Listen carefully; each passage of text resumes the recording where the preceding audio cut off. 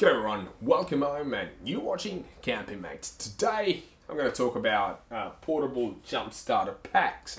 I've got gone here is Noco Gb40. This is sort of a mid-range jump starter pack. What's a jump starter pack, you might ask? Well, jump starter packs are usually, like back in the days, we used to carry jump leads. So jump lead's going to look like this. So have two ends, like so. A bit of a protection in the middle, a fuse, and this end going to go into the flat battery car, and this end going to go to the good car or the good battery or the jump starter pack, and then you crank the engine and happy days. So back in the days we didn't really have these on our hands, but some dealers and the mechanics, they've got a big bulky unit which delivers the exact same job as this one. But nowadays, 2022, we have very small packages. I'm actually gonna unpack these. I haven't even touched it yet. Got it about 6 months ago and sit in my garage for a long time. So I thought about it, and it's probably gonna do a video for you guys so you can see what the hell is this. So back to the jump leads. Back in the days, as I said, we used to use those. Nowadays, we have these ones. So what this is a technically it is a battery with two jump leads. So it has a big battery in it. Big.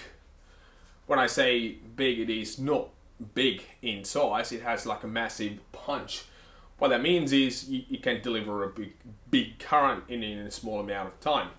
So this particular one can deliver 1,000 amp. So it has two leads to go to your car, positive and negative terminals, and yeah, it's pretty simple setup. It has a lithium-ion battery in it, as I said. Yeah, let's get into this one. Just before that, I want to tell you why you shouldn't buy one. Alright, there is a couple of reasons why you shouldn't buy one. I usually root for people who are actually buying stuff, but in this case, I think these products are a bit overrated. You can pick one from, I don't know, about $80 to $300, $400, depending on what sort of capacity you want. What that means is you can get different capacities, so you can go by the engine power, which is if it's 3 liter, 4 liter, or 5 liter, etc., etc. Do your research about those ones. Why I'm saying you shouldn't buy one is if you have roadside assistance and you don't really want to spend another $100, $120, $130, $50 on one of these that you're going to use once a year. So I think you should rely on the roadside assistant. And if you do your general maintenance, which is like usually crank battery can last about 3 to 4 years without a failure.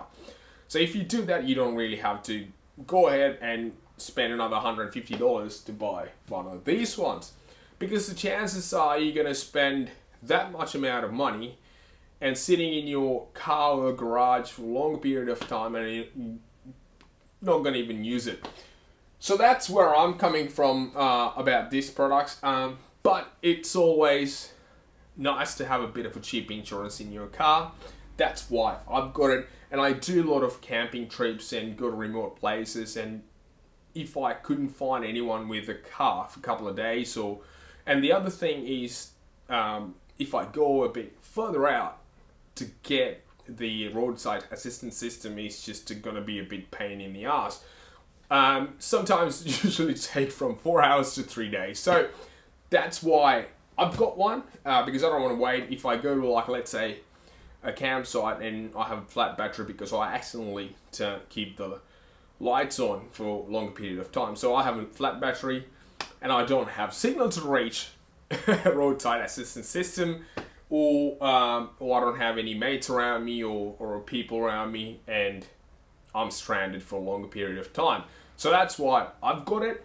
But if you're living in a city area in general where there's just a lot of service, and then if there is a lot of people or cars, you can always ask for a mate and just get jump start happening. So that's why I think it's a bit overrated. It's not for everyone. Don't waste your money if you really, unless you really have to. So that's why I think these are a bit overrated. And yeah, do your research. Don't take my opinion on it. And well, you might think, hey Jay, you're a bit of a hypocrite. You got one and you're telling us not to get one because, well, it's my situation and my requirements is different. And I don't want you to spend $120 or $150 and just not use it. And you might say, hey, but there is some multiple uses I can do. There is a light in it, and there you can use it as a charger. And my debate is, what's the point if you use this few times, let's say, to charge your iPad or the phone, and then you have a flat battery in your car, you can't use it. So you have to be very practical and technical when you're using one of these ones as predominantly your charging device. You have to make sure you have a full charge every time you take it out and use it, plug back into the car, micro USB port, and get a full charge. So you have to be mindful. You can't really set and forget this. So I hope you sort of get the idea and why I'm not really rooting for Jump Starter Pack. I don't really have any problems with Noco. I love their products, hence why I have one sitting right here on my desk. Haven't even opened it. I'm gonna open it for you in a couple of seconds, and then I'm gonna disconnect my battery terminals on my car, and I'm gonna do a bit of a jump starting action for you, so you can see how you're gonna use it if you decided to go ahead and pull the trigger on one of these suckers. Yeah, so let's get into the unboxing part. All right, so it's pretty simple. Got it from amazon.com.au. It came as is, pretty much. Look at this. It's just pretty, this looks almost like Apple product. Spicy. You can see. Ooh. So this is the package. This is the first time I'm actually opening this. Not too shabby at all. It's not too big. That's one of the reason I actually bought the 40, not the 70. 70 is a bit big. 12 volts, 20 starts, lithium-ion. So 6 litre petrol and 3 litre diesel. So if you're planning to buy one, just have a look and then choose the product that you should buy. I don't really have any problems with it because I've got my X-Trail is 2.5 litre petrol engine, so it's plenty of power for that small engine. Length is about 180 mil, and the width is about 90 mil, and let's call it this is the height, about 45 mils. Right, it's pretty simple, pretty small package. So there is some inputs or outputs. So USB input, this is where you're gonna charge your device. This is a micro USB, and this is the USB out. So this, ooh, hello. So this is the USB out. You have single outlet here. This is the one you're going to use to charge your mobile devices and cameras and stuff like that, which take whatever takes the USB charge. All right, so this is the big boy. The power in outlet to go with these suckers. So this is a 2 crocodile clip. God, this looks so good. Look at this. Look at the quality of this. Pretty nice. Jesus. Damn. Spicy boys. Pretty good quality. It just looks robust. Amazing. Good work, Noco. Oops.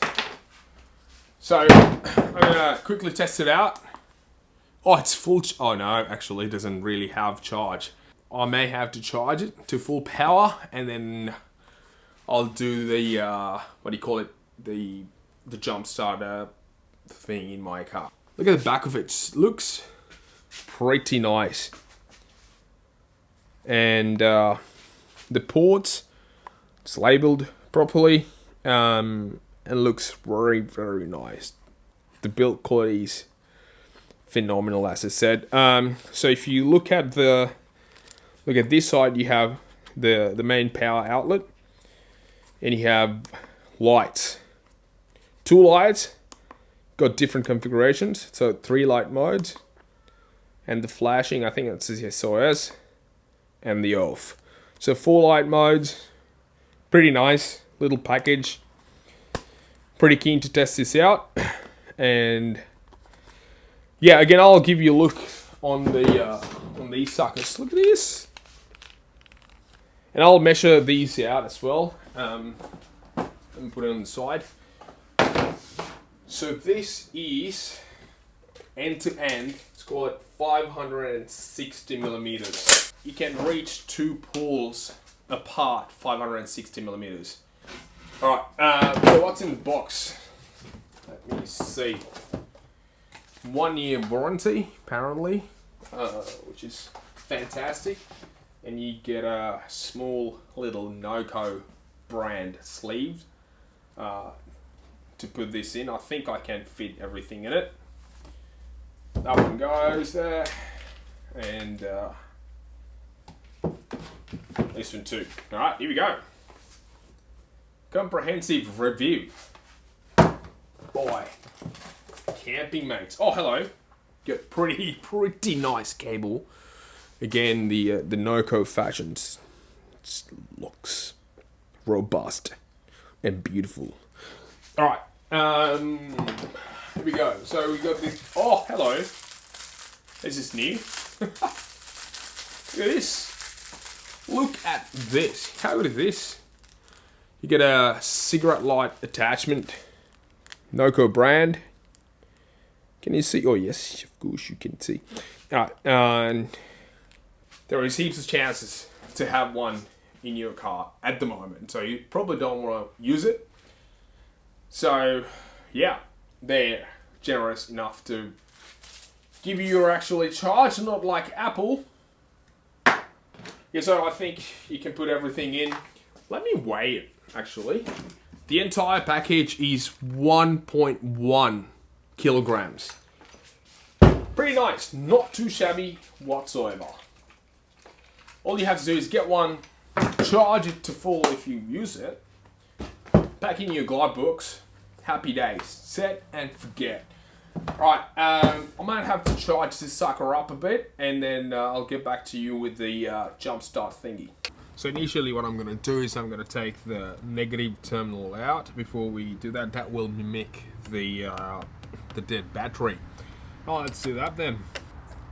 Took the terminal out of it, and then the positive still stay on it, but it doesn't really matter, the battery's not connected to the car.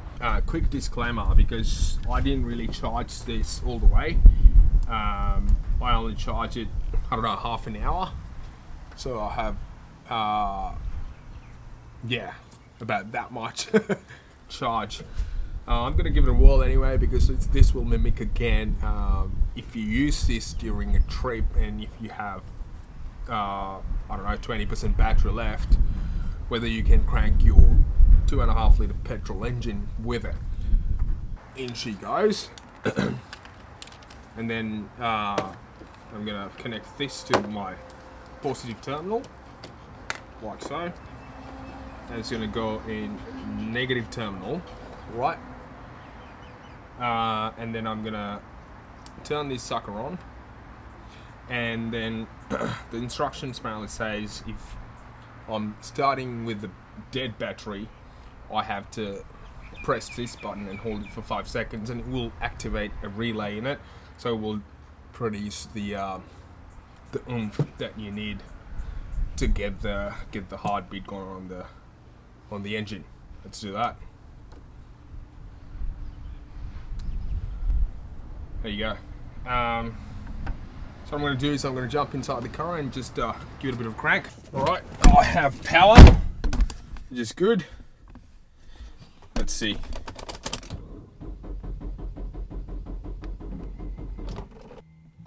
Nope, it's not the Noco's fault. It's my fault. I probably have to recharge this to the max. So what you can take away out of it, just charge it to the maximum capacity. Don't be like Jay.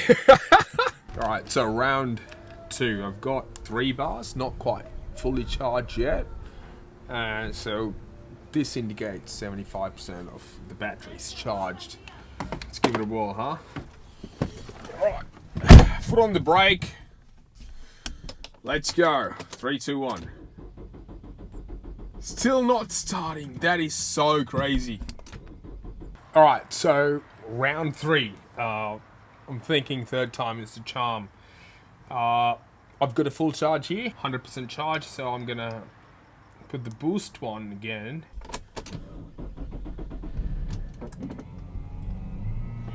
Woohoo! We have power! She is running. She is running. Alright, so I'm gonna turn this sucker off. Serve the purpose. So, what did you learn from this exercise? Yes, so don't drain it at least halfway if you've got a 2.5 litre engine, because I had to recharge it to the full strength before I start this one, because you seen it didn't really start. So yeah, again, coming back to my theory, because if you use it as a battery bank, make sure to fully charge it before you use it. Well, this is a bit extreme scenario because, well, there is no battery at all on this setup, so that's why I think it took a bit more.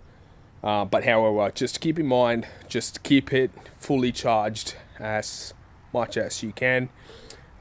Use it predominantly for this particular scenario. Anyways, well, I hope you learned something from it. Comment, like, and subscribe. All right, stay safe out there. Take it easy on the road. See you later. Woo!